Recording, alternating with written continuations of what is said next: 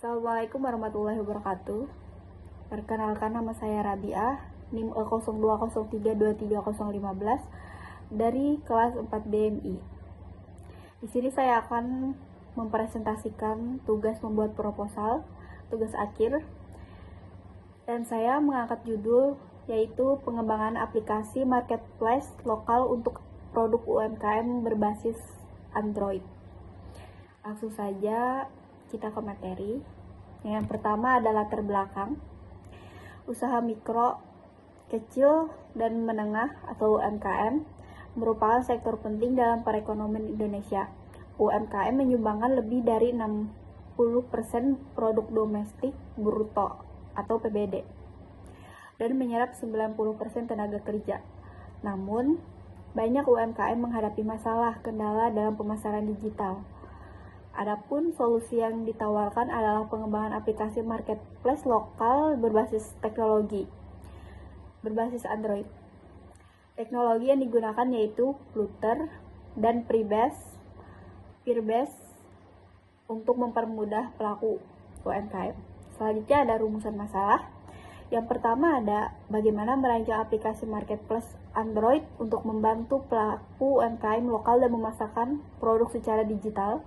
Dan yang kedua ada fitur-fitur apa saja yang dikembangkan dalam aplikasi marketplace agar sesuai dengan kebutuhan operasional UMKM. Dan yang ketiga ada bagaimana proses pengembangan aplikasi marketplace Android menggunakan Flutter dan Peerbase dengan metode RAD. Dan yang terakhir atau yang keempat, bagaimana hasil pengujian sistem terhadap fungsionalitas aplikasi. Terus selanjutnya ada tujuan penelitian. 1. Mengembangkan aplikasi mobile berbasis Android. 2. Merancang fitur utama aplikasi untuk pelaku UMKM. Ketiga, mengimplementasikan metode Rapid Application Development atau RAD.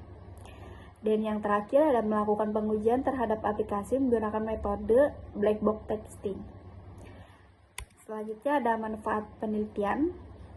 Di sini saya mengambil manfaat dari ketiga pihak, yaitu yang pertama bagi UMKM. Yang pertama ada membantu memperluas jangkauan pemasaran dan meningkatkan penjual produk secara digital. Dan yang kedua ada mempermudah proses promosi, pemesanan, dan pengelolaan transaksi. Dan kedua yaitu bagi peneliti. Yang pertama ada mengembangkan kemampuan di bidang rekayasa perangkat lunak. Seterusnya ada meningkatkan pemahaman tentang Flutter, Peerbase, dan metode RAD. Dan yang terakhir itu bagi peneliti lain, yaitu menjadi referensi atau studi awal dalam pengembangan aplikasi untuk digitalisasi UMKM. Selanjutnya ada tinjauan pustaka. Yang pertama ada UMKM memiliki potensi besar namun masih minim digitalisasi. Dan yang kedua ada marketplace digital memungkinkan transaksi tanpa batas waktu dan tempat. Dan yang ketiga, Android memiliki pengguna banyak, cocok untuk aplikasi UMKM. Dan yang keempat, Flutter dan Peerbase adalah kombinasi efektif untuk membangun aplikasi mobile. Dan yang kelima, ada RAD, adalah metode cepat yang sesuai dengan kebutuhan pengguna. Selanjutnya ada metode penelitian. Yang pertama ada jenis penelitian adalah rekayasa perangkat lunak, software engineering. Dan yang kedua ada pendekatan yang digunakan adalah desain dan development. Dan yang ketiga ada metode pengembangan sistem adalah Rapid Application Development RAD. Dan yang terakhir ada tahapan dalam metode RAD yaitu analisis kebutuhan pengguna dan sistem. Dan yang kedua ada desain sistem dan antarmuka. Dan yang ketiga ada implementasi dan pengujian aplikasi. Selanjutnya ada alat dan bahan. Alat dan bahan yang pertama ada perangkat keras seperti laptop, PC, PC dan smartphone Android. Dan yang kedua itu ada perangkat lunak. Perangkat lunak seperti Android Studio, Flutter, SDK, Firebase, Figma atau Canva, Git, dan web browser. Dan yang selanjutnya ada bahan terdiri dari data produk UMKM, dummy atau simulasi. Yang kedua ada spesifikasi kebutuhan sistem, requirement list. Dan yang ketiga ada user persona dan skenario pengguna. Selanjutnya ada desain sistem. Dan yang pertama di desain sistem itu ada use case diagram. Use case diagram adalah diagram yang menggambarkan skenario penggunaan sistem oleh pengguna atau aktor lainnya. Diagram ini menunjukkan bagaimana sistem berinteraksi dengan pengguna atau aktor lainnya untuk mencapai tujuan tertentu. Komponen use diagram yang pertama ada aktor. Aktor adalah pengguna atau sistem lain yang berinteraksi dengan sistem yang sedang dikembangkan. Aktor dapat berupa orang, sistem, atau perangkat keras. Dan yang kedua ada use case. Use case adalah skenario penggunaan sistem yang menggambarkan interaksi antara aktor dan sistem. Use case biasanya digambarkan sebagai oval atau elips. Dan yang terakhir ada skenario. Skenario adalah deskripsi detail tentang bagaimana aktor berinteraksi dengan sistem untuk mencapai tujuan tertentu. Dan yang terakhir ada manfaat use case diagram. Yang pertama ada mengidentifikasi kebutuhan pengguna. Use case diagram membantu mengidentifikasi kebutuhan pengguna dan skenario penggunaan sistem. Dan yang kedua ada menggambarkan interaksi sistem. Diagram ini menggambarkan interaksi antara sistem dan pengguna atau aktor lainnya. Dan yang terakhir ada mempermudah komunikasi. Use case diagram mempermudah komunikasi antara penggabungan pengembang sistem atau pengguna atau stakeholder lainnya. Setelah itu ada activity diagram.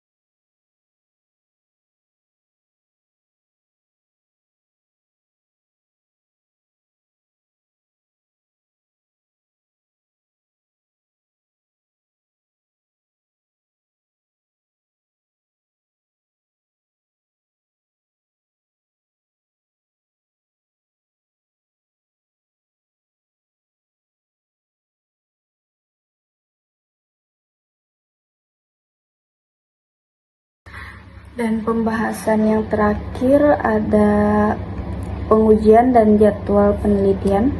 Yang pertama ada pengujian. Pengujian menggunakan metode black box testing, yaitu dengan cara menguji fungsi tanpa melihat kode internal. Yang kedua ada skenario uji mencakup input dan tidak valid. Dan yang ketiga ada verifikasi bahwa sistem merespon sesuai dengan harapan. Selanjutnya yang kedua ada jadwal penelitian. Di bulan Juli 2025 peneliti melakukan studi literatur analisis kebutuhan. Dan di bulan Agustus 2025 peneliti mendesain dan pengembangan sistem. Dan yang terakhir di bulan September 2025 peneliti melakukan pengujian dan dokumentasi akhir. Sekian dari saya, mohon maaf atas segala kekurangannya. Terima kasih dan wassalamualaikum warahmatullahi wabarakatuh.